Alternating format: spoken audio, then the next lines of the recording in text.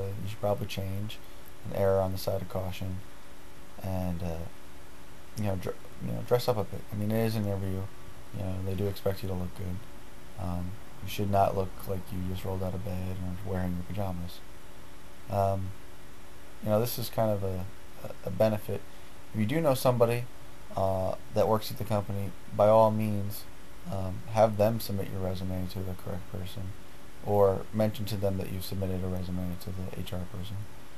This is a good way of getting to the top of the list for the potential candidates.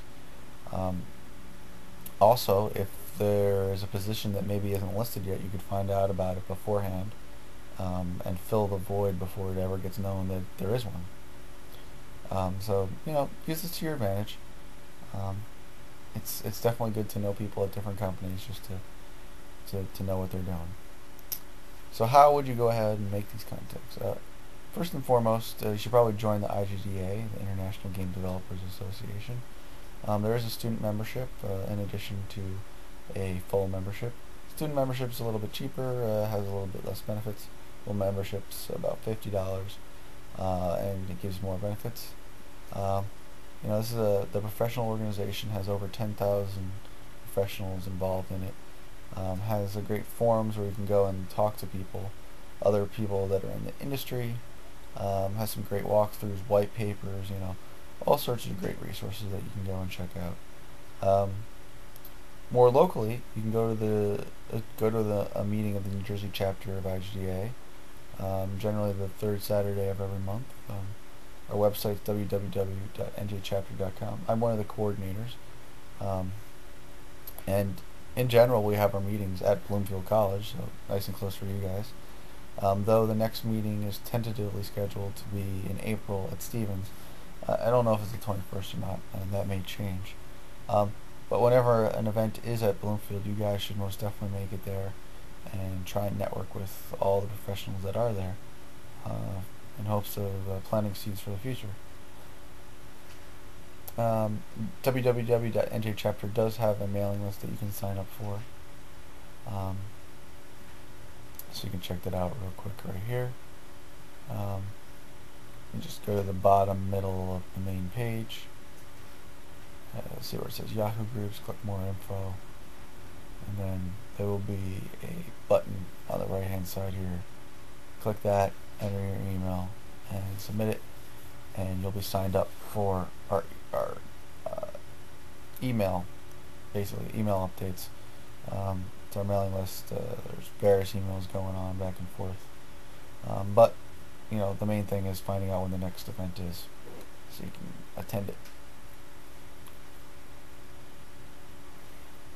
You can also go back and check out previous meeting reports in case you miss a meeting. Read up on it, see some pictures. We put up the presentations, so there's a presentation up here. There's a presentation link on the left hand side there about GDC. If you're not interested in the New Jersey IGDA, you can always go visit the New York City IGDA chapter.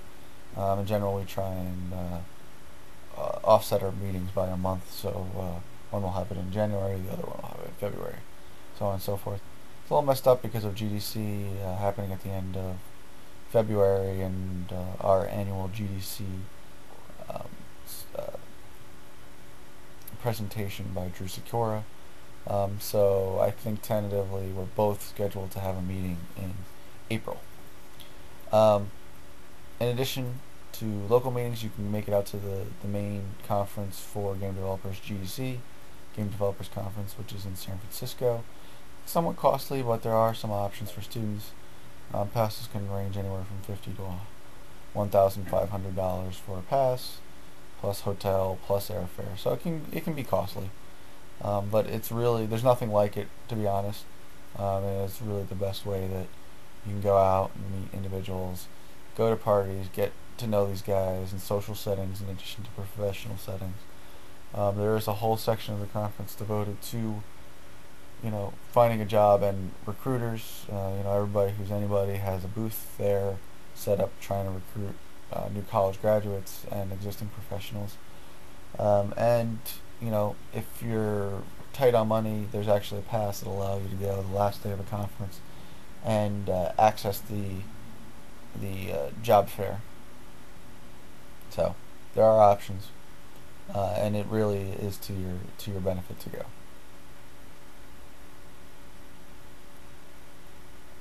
And a little bit later, I'll show some examples of ways in which you can get in that aren't quite as expensive as buying the full pass.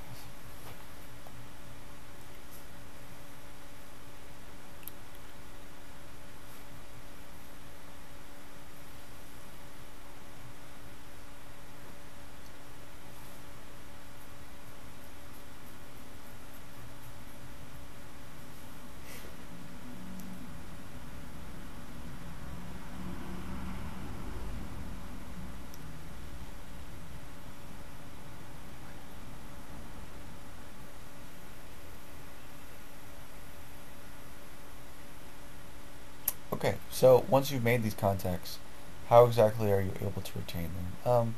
So the big thing right now is social networking. I'm sure you guys know about Facebook and MySpace. But I want to point out some ones that are a little more professional, specifically LinkedIn and Plaxo.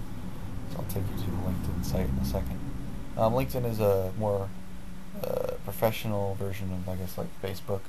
It's focused on resumes and positions and business contacts. So you'll see it's kind of like a living resume. You can go ahead and add all the previous jobs that you've had. Based on this, it'll go and find connections, basically coworkers that worked at those companies that hopefully you know.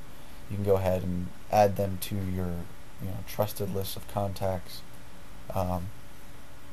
and build from there an entire group of contacts that are your own. Um, it's a good way of having a write up about the different positions that you've had. In addition, you can have recommendations from coworkers or managers. So in addition to those recommendations that you might have listed for your interviewer that you can give to them so they can talk to them, you just casually look at your LinkedIn profile and see that, oh, okay, this guy's got a couple recommendations from an old boss or an old employee that he managed, and sounds like he's a good person to have around. It's not a pain to work with. So you collect all these different contacts, and you can keep up with them. Whenever anybody else is on LinkedIn and updates their profile, it's automatically updated in your view. It has a similar history feed that Facebook and MySpace have, so you can see what everybody else has been up to in the last 2 weeks and whatnot.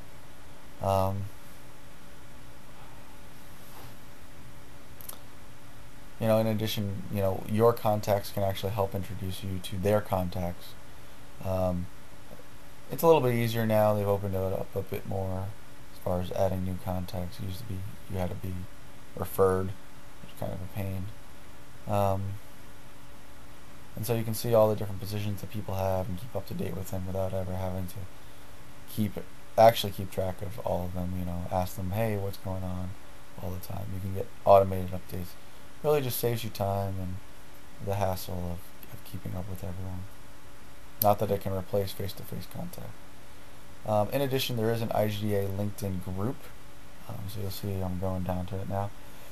If you are an IGDA and a member of this group, you get direct access to everyone in IGDA, so you can just go ahead and contact them. You do not have to be referred to anyone else. Really helpful. Helps for networking, business networking. If you got questions you want to ask, or members of production teams, you can do that.